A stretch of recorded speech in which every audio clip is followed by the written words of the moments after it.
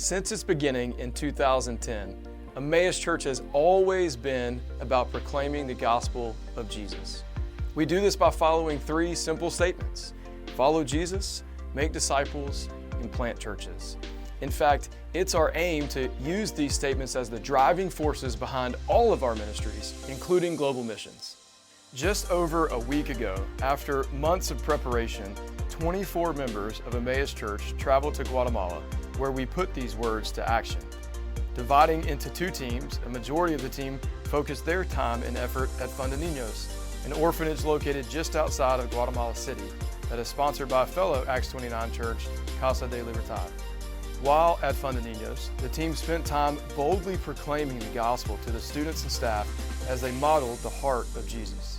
They did this by means of teaching them Bible stories, singing songs of worship to King Jesus, explaining the truths of the gospel through skits, and even giving the students an opportunity for recreation through fun and interactive games.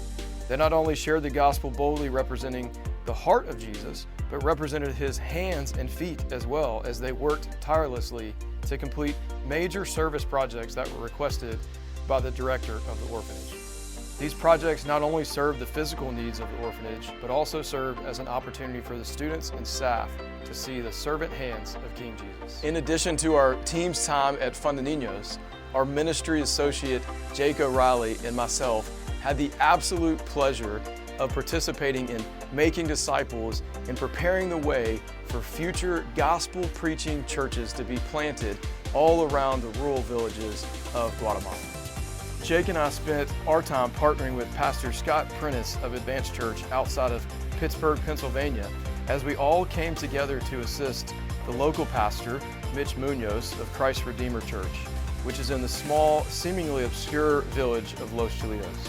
In fact, Mitch and his wife, Amanda, as well as their 7-year-old son, Lucas, have dedicated their lives to raising up future pastors and church leaders so that there may be a robust network of faithful gospel-preaching churches in the villages surrounding Los Cholitos.